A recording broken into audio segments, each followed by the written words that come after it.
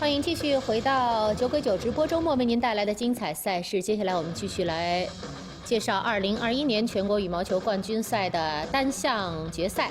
我们接下来将要看到的是福建的韩悦来对阵浙江选手陈雨菲。这是画面当中呢是福建队的教练，这是福建选手韩悦，1999年出生，身高是1.68米。 她是2017年亚洲青年锦标赛的女单冠军，同时也是2018年印度国际赛的女单冠军。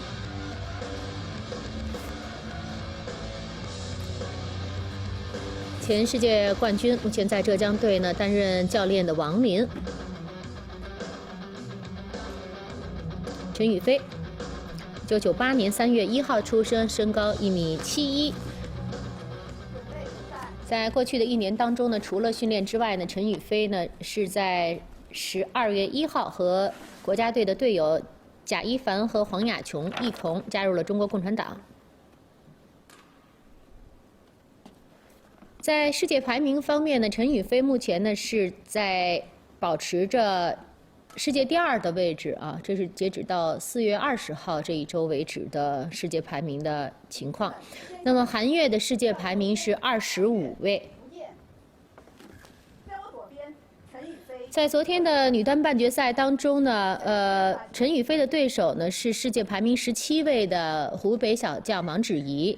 第一局比赛，陈雨菲在领先的情况下，王芷怡的这个膝关节啊出现了受伤。 马上被送往医院，所以他选择了不得已就退赛了。何冰娇呢是赛会的这个2号种子，在下半区，但是他也因为身体的原因，在比赛开始之前呢选择了退赛。何冰娇的世界排名目前是第9位。何冰娇、陈雨菲、何冰娇、王芷怡和韩悦是目前的中国女单呢在世界排名榜上面排名最高的选手。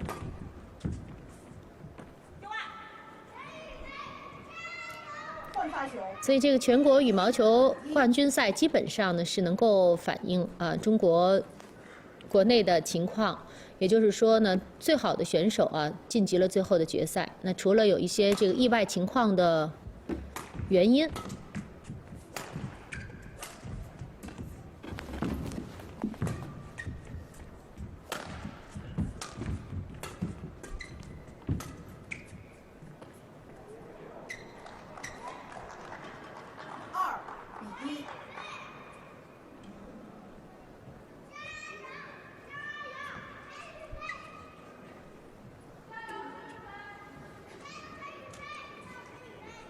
陈雨菲呢，知名度还是比较高的啊，可以听到现场有小朋友呢为她来加油。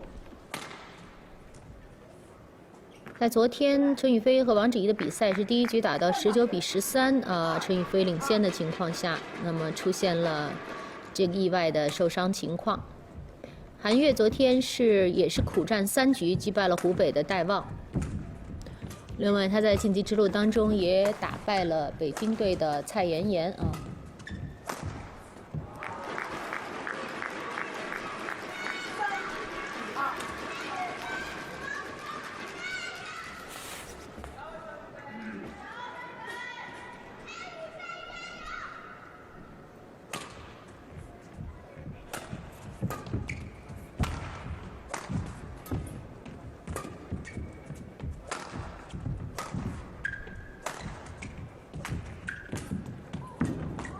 这个勾对角很有突然性。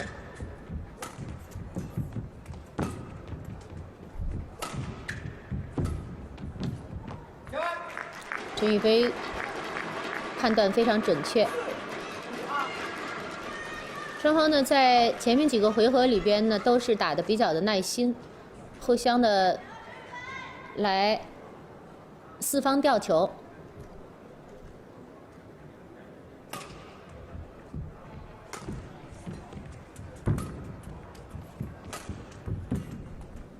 又是一个勾对角，陈雨菲直线一个杀球，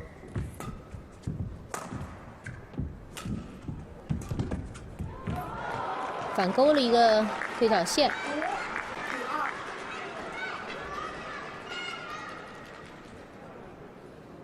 这本来是韩悦的一个进攻球啊，劈掉对角，结果陈雨菲呢在很低的位置回勾了一个正拍对角。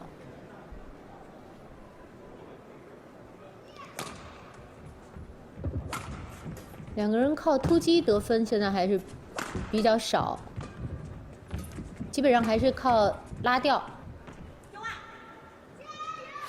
在单打比赛里边呢，陈雨菲所在的这个对面，就是观众对面的这个场地啊，还是会有一定的风的影响。双打呢影响没有那么大，因为首先的发力的情况，还有呢在场地的运用上面啊，它是有不同的这个策略的。所以双打的影响没有那么大，但是在单打方面呢，还是要考虑到这个球场的风向。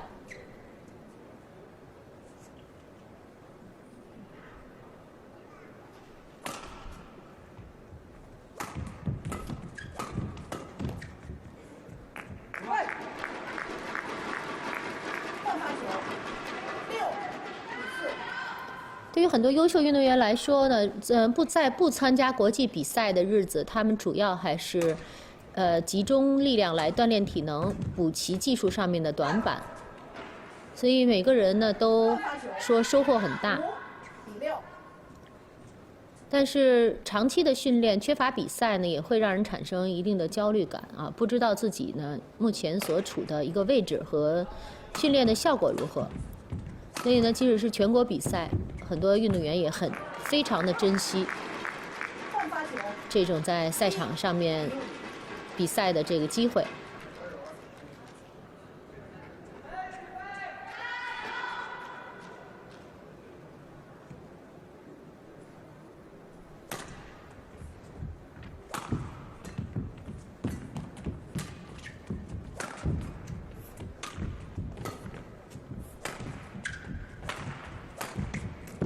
漂亮，头顶劈一个头顶点杀对角，这是陈雨菲的一个抓突击的机会，抓得很快，抓了对方的一个平高的抽球。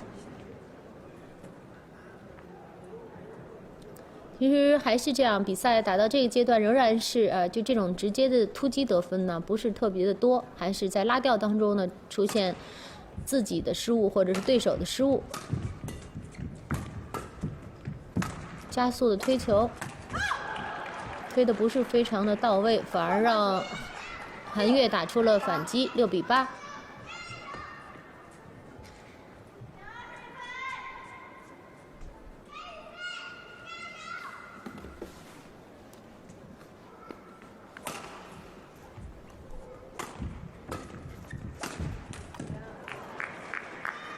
换发球，9比6。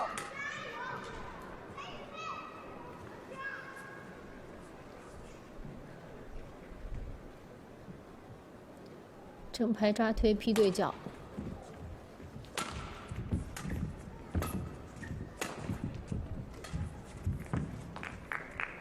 判断犹豫了，在犹豫的过程当中的做一个收吊，没有过网。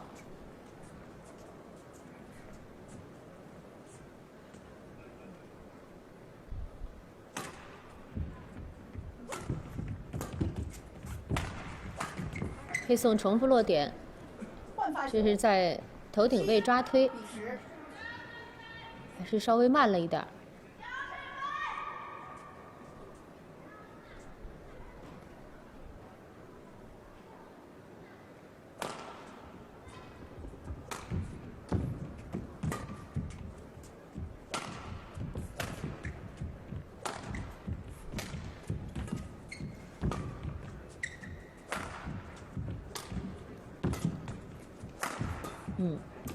突击一拍之后，马上做往前的连接。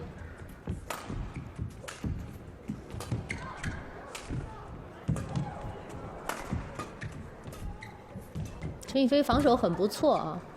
你刚才韩悦的2拍对角线啊，都是非常有突然性的，正拍一个，这个反拍一个，都是反拍那个滑板啊，特别的有突然性。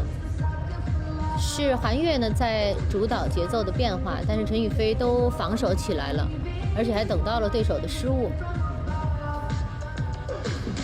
在进攻和防守两端呢，陈雨菲在第1局的前半阶段呢都是处于掌控节奏的一方。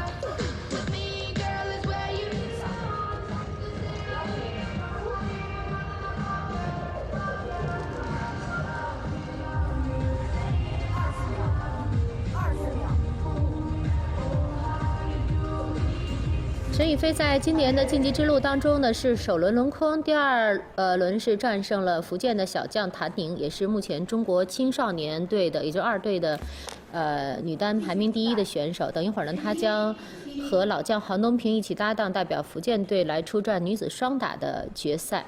那么第3轮的陈雨菲战胜的是江西队的张艺曼，然后呢，接下来呢是跟王芷怡的这场比赛，就是王芷怡呢因为受伤的关系啊，中间的退赛了，所以陈雨菲是进入到了今年全国羽毛球冠军赛的决赛。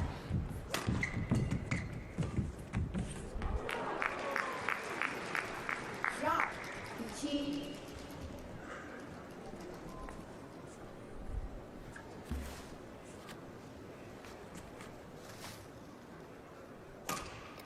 韩悦是去年呢，就是福建女队的主力，她也是去年的全国锦标赛女子团体的冠军的队的主力成员，所以在去年的比赛当中呢，她已经是获得了全国冠军的荣誉。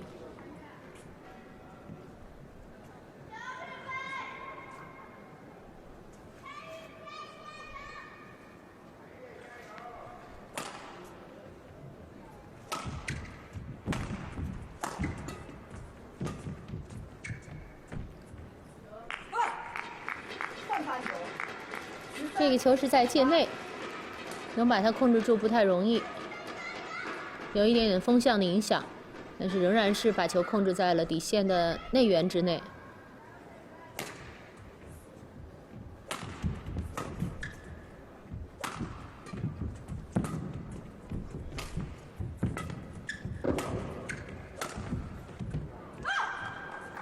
相当漂亮的点杀，这点杀得很尖。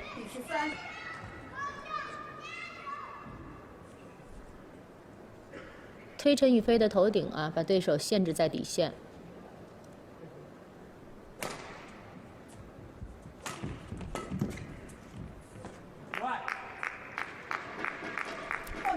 这球控制底线啊，没有到位啊，太长了。但是也得看啊，陈雨菲的这个精确判断。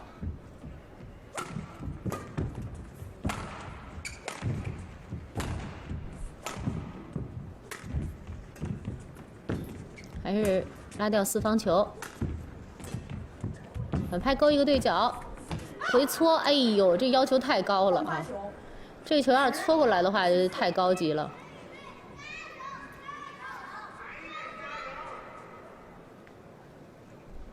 圆网很低的位置啊，强搓。10比14，韩悦发球。一飞扎推没有打死，还是头顶位吊一拍，漂亮。动作一致性还是做得不错的。陈雨菲是2019年苏迪曼杯的冠军得主啊，这是她最后一次的这个世界冠军，也是在2019年的世界羽联巡回赛的总决赛里面也拿下了冠军。2020年大部分时间是在集训。换发球，11-15。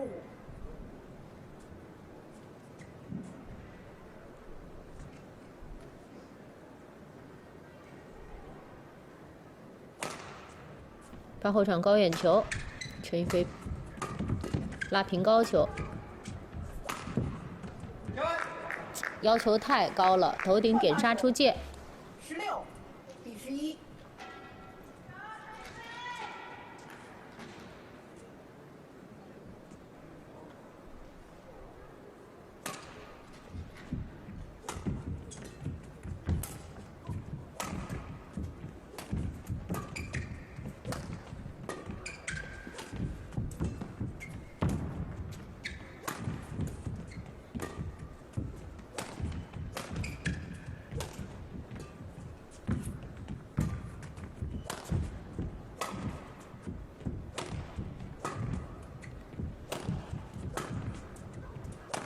在2020年当中呢，陈雨菲呢参加了全英公开赛，是获得了女单的亚军。全英之后呢，她就应该是没有参加比赛了，因为19年呢她是女单的冠军了，去年呢是差一点点没能够卫冕成功，也在全国羽毛球锦标赛里面呢是获得了女单的冠军。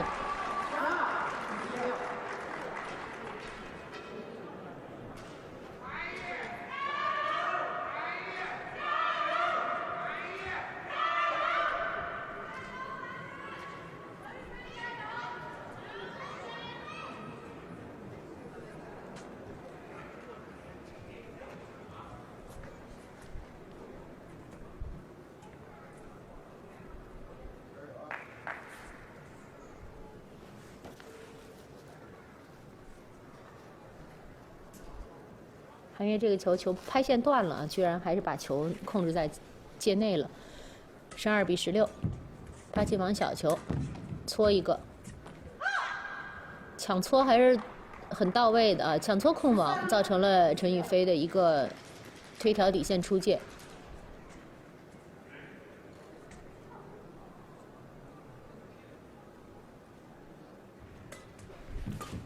发球的一个假动作。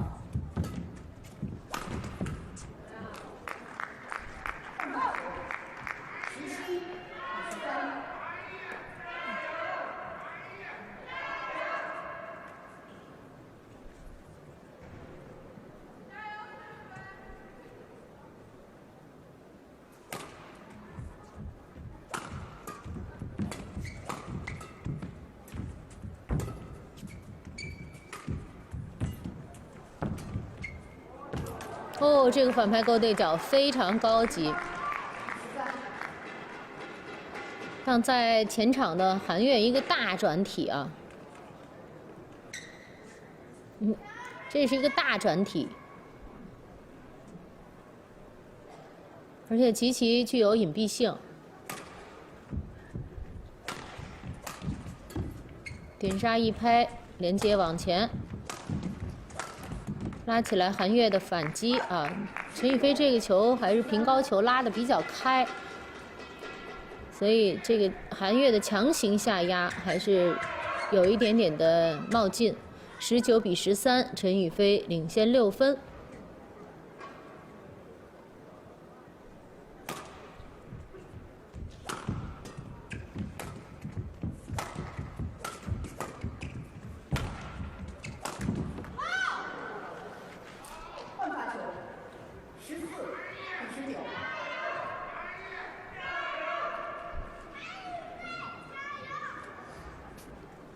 头顶位双腿起跳，感觉还是不太到位啊！这个球在身体的后面，打得比较勉强。14比19，韩悦追回1分。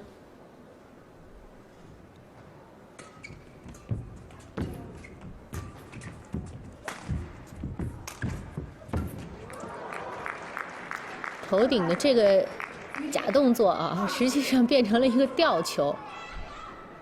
因为之前呢，在头顶他几次的这个杀球啊，点杀，效果都很好，所以韩悦呢站位比较靠后，这个突然改成一个吊球，收到了很不错的效果，20比14局点。陈雨菲在第1局大部分时间里呢，还是在速度上面占据着上风，引导着比赛的节奏，应该说是呢在第1局比赛里面打的还是比较的从容的。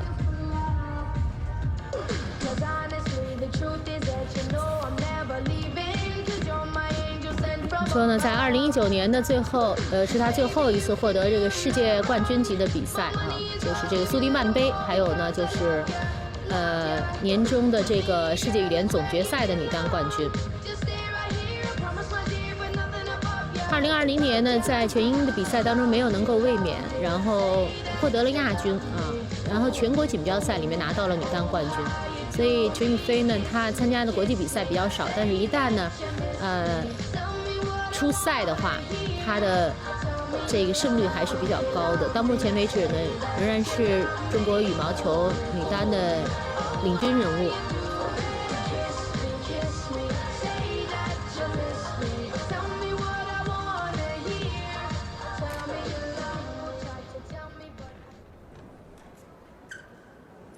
第2局，比赛开始。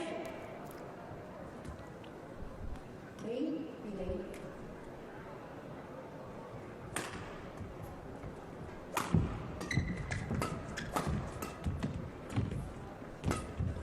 回搓同样的位置，把球拉起来，不着急进攻，勾一个对角，推底线，哎呀，抓推啊，这想法很好啊。其实也给自己制造了得分的机会了，进攻失误，韩越得分1比0。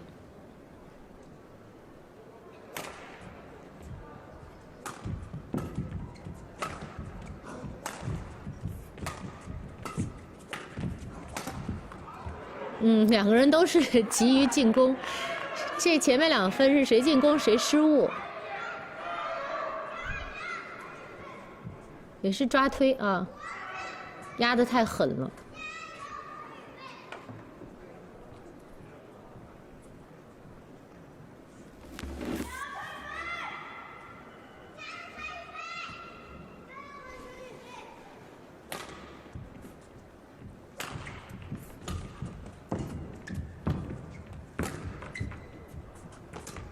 哎呦，这时候我觉得主裁判和这个，应该是大家都关注注意力都在网口上面。2名球员在这种特殊的时候的，就是看谁先啊，这个球有没有过网，然后谁先抢到上手。也不能过网击球。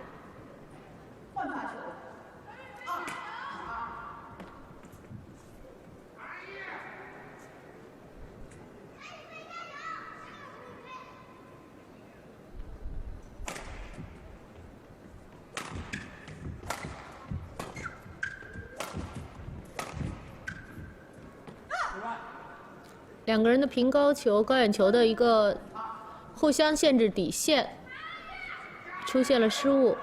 陈雨菲可能是发力有点过猛了啊，这边他觉得可能是有一定的逆风，所以他打得比较的用力，但实际上风向没有那么大。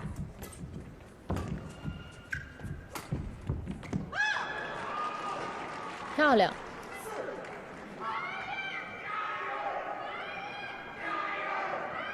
抓推劈对角线，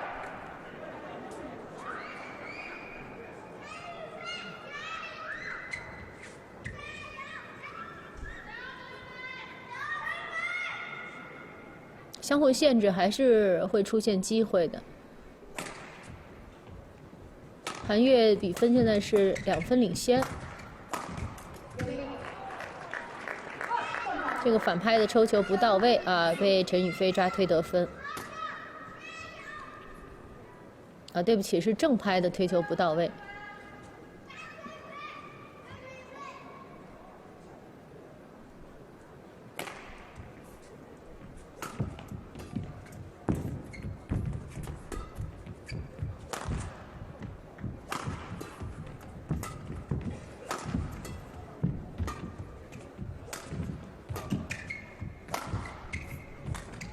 哎呦，犹豫了一下。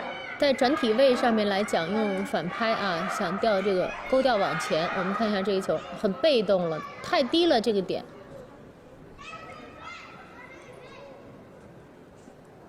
韩越已经领先了2分了，5比3。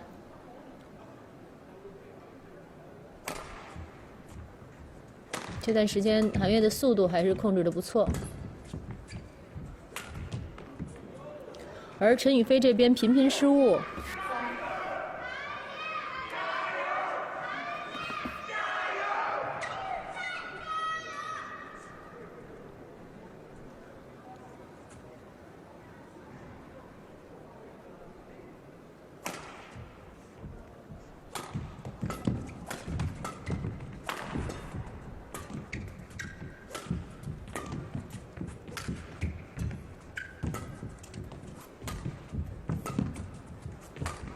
韩越在往前的几次推球都是使用了假动作。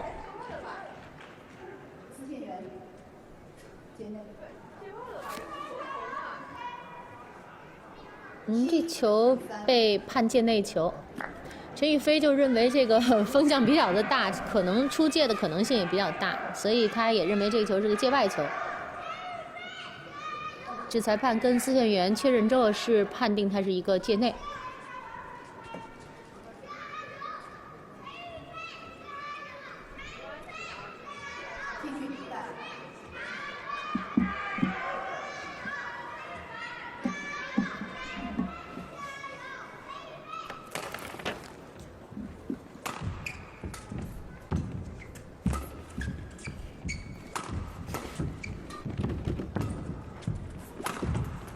好漂亮，终于打出来了啊！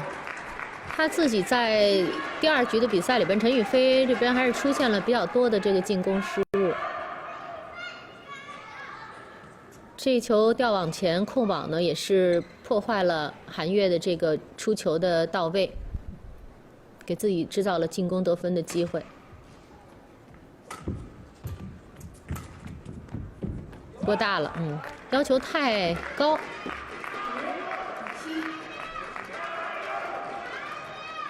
这确实是一个很好的机会，但是呢，在手感控制上面急于求成。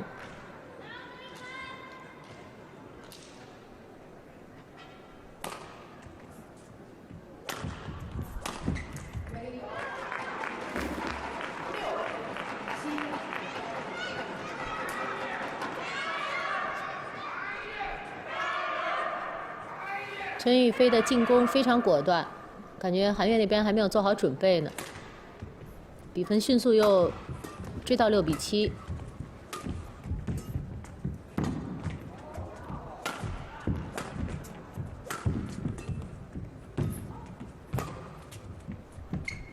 半场，让人感觉韩悦在力量和速度方面啊，也是有一点点的跟不上了。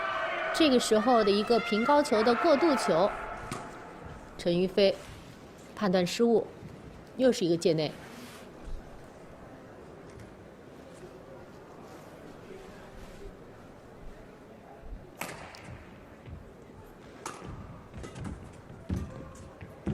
勾对角，杀追身，韩悦反击，软放一拍，半场，陈雨菲。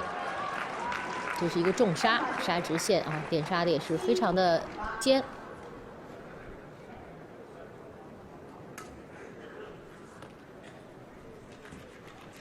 啊，长杀这个球杀的这个位置非常的好，就是杀在了很边角的位置。陈雨菲还是落后1分，7比8。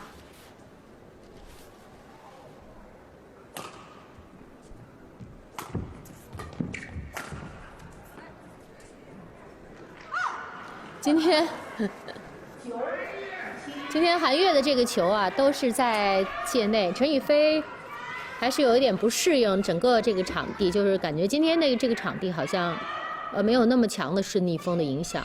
那韩悦的球控制得很好，虽然是在顺风场地，但是他的几次的底线控制都是非常到位。那陈雨菲放过去了以后就出界了。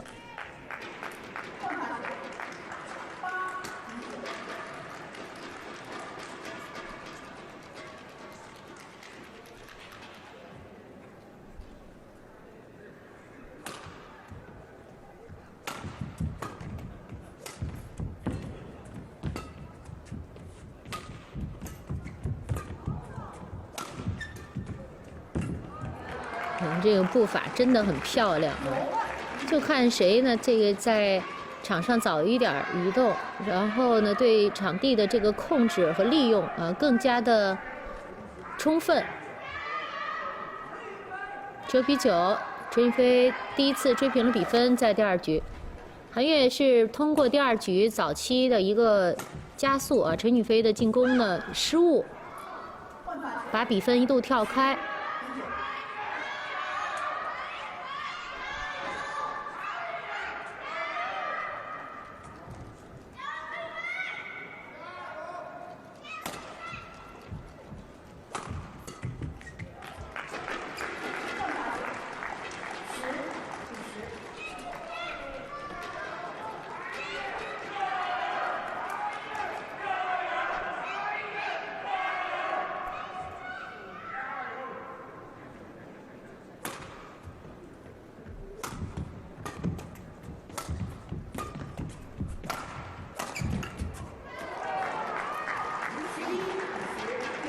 陈雨菲反超进入到了第2局比赛的技术间歇。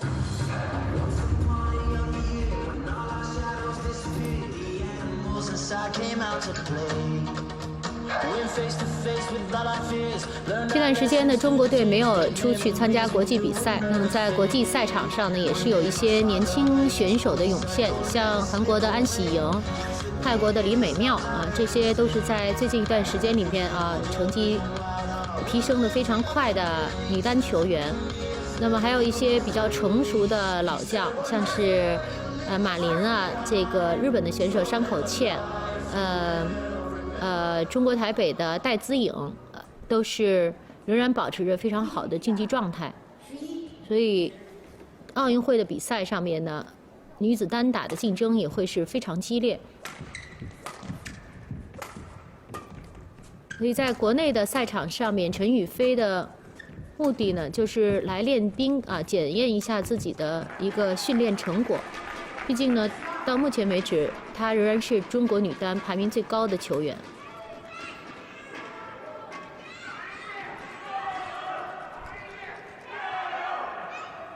所以这场比赛应该是志在必得。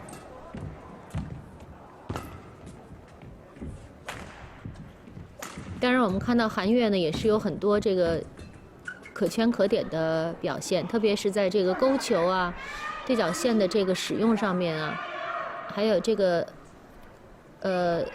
吊对角这种突然性，他集中发力把速度加起来的时候，也是非常有威胁。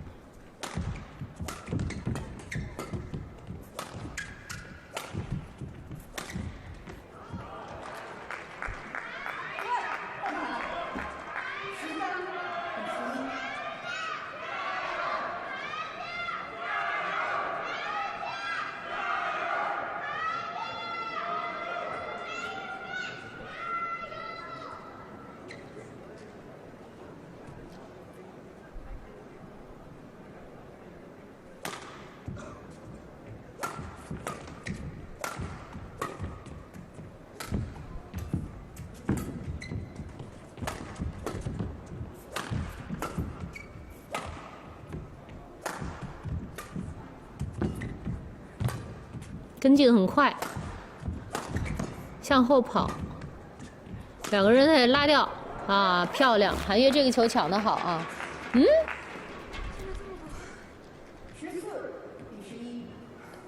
裁判判这个球是一个界外球。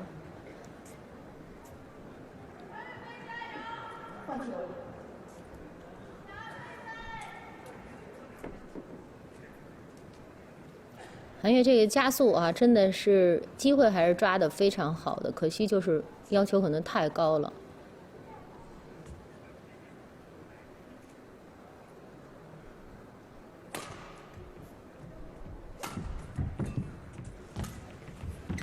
你看他的这个往前的勾对角啊，很有突然性。所以在第1局比赛里边也有好多很精彩的表现，勾对角的动作隐蔽性特别的高。正拍、反拍都有一拍这个勾对角，包括在底线的他的这个正拍位的劈对角线啊，这个也是他比较会突然使用的一个方法。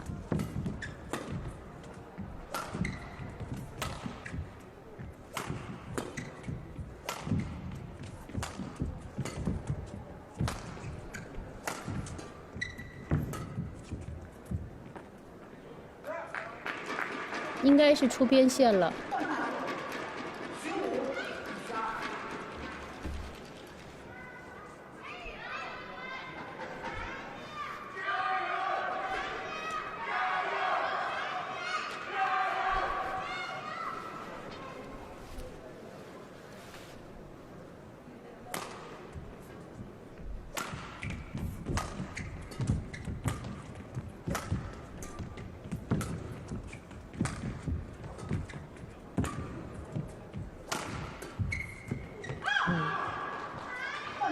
而且动作一致性还是很好的，因为陈雨菲有一点犹豫。你看到这正拍，他有可能会劈对角，所以呢，陈雨菲就等着他没有动啊，结果他打了一个直线，陈雨菲这个反拍的抽球确实显得时间慢了一点儿。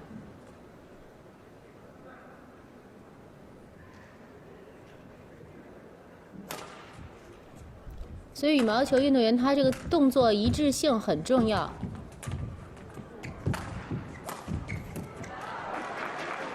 陈雨菲头顶的点杀直线，16比13。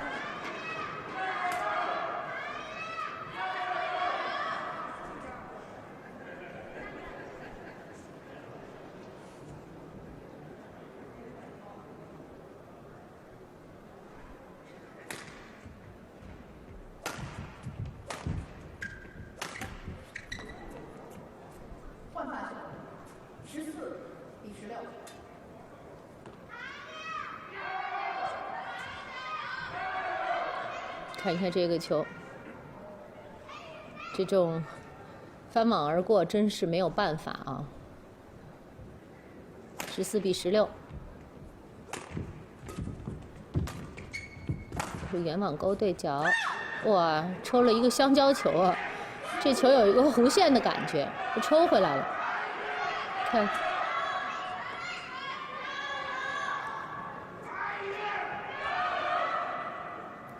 韩悦对于这个陈雨菲的反拍还有头顶位的限制是比较多的。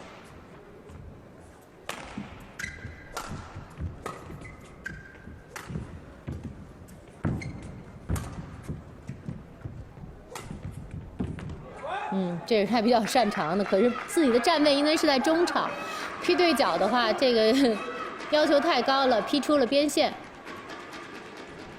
他的这个正拍劈对角，你看他的动作准备的一致性特别高啊。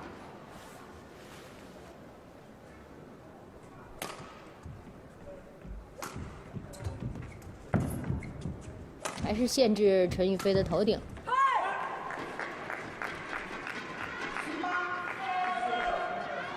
陈雨菲的反限制得分18比15。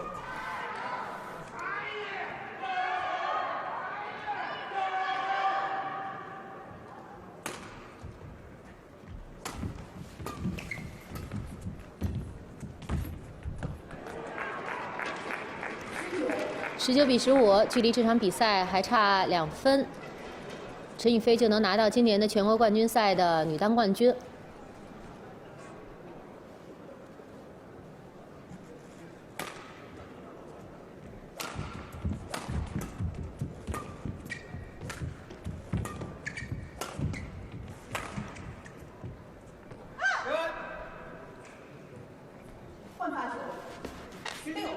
平高球过度限制韩悦的头顶位啊，自己也是出现了失误。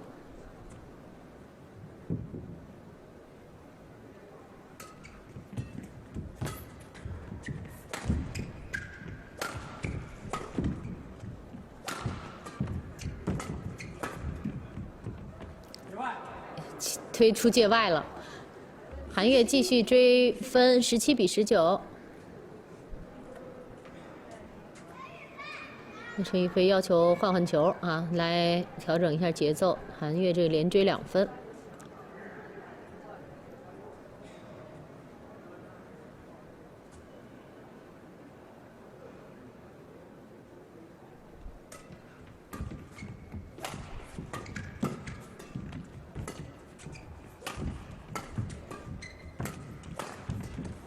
抓住机会，但是没打准。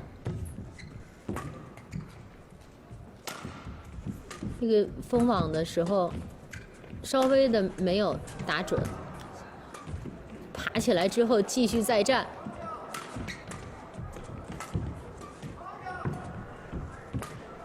挡对角线，终于等到了韩悦啊，还是在顺丰球场当中的一个平高球失误。 陈雨菲等到了冠军点，现在第2局的比数是20比17，陈雨菲有3个冠军点。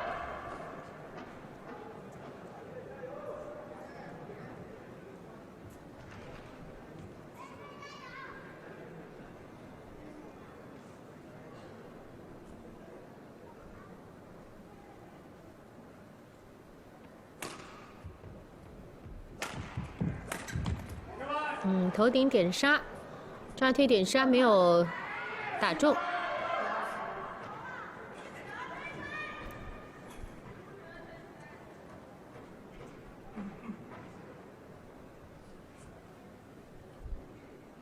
18比20，看还有没有转机。韩悦发球。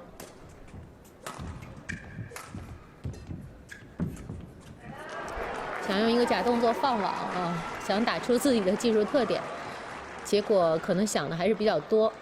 这样21比18，陈雨菲还是顺利的拿下了第2局，总比分是2比0的比分。浙江队的陈雨菲在这场全国冠军赛当中呢，是拿到了女子单打的冠军。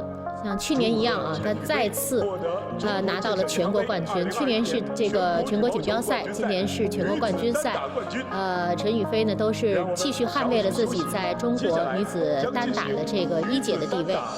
等一下呢，我们将进行的是女子单打的颁奖仪式，我们稍微的休息一下，一会儿来继续观看。我们一起来看一下2021年全国羽毛球冠军赛的女单的一个颁奖仪式。 其实2位湖北姑娘啊，都获得了这个前4强，也就是季军的这个成绩。但是王芷怡特别的可惜，就是在昨天的半决赛里面呢，出现了膝盖的这个受伤。在奥运会到来之前，王芷怡的这个受伤啊，还是比较的可惜的。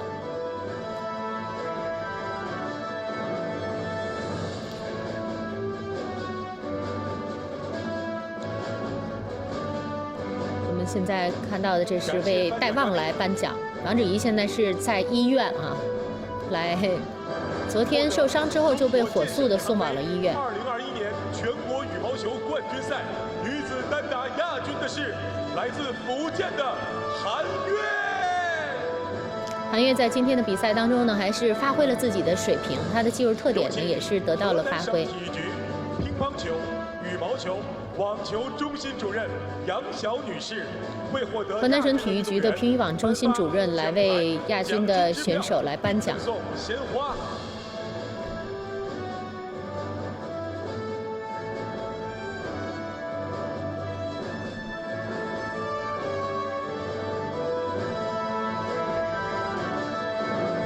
感谢颁奖嘉宾。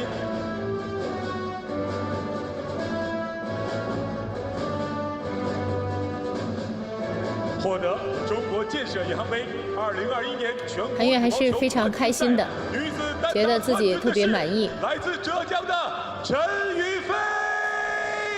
陈雨菲的这个成绩呢，对于她这个参加奥运会还是有非常多的一个心理的一个帮助的，因为并没有太多时间参加国际比赛。那么在国内的比赛当中呢，来获得冠军也是证明了他在过去的一段时间里面的封闭训练是非常有效果的，能够继续捍卫着这个女子单打第1名的这样的一个位置。上台和获奖运动员合影留念。中国羽毛球协会的秘书长王伟呢，来为冠军来颁奖。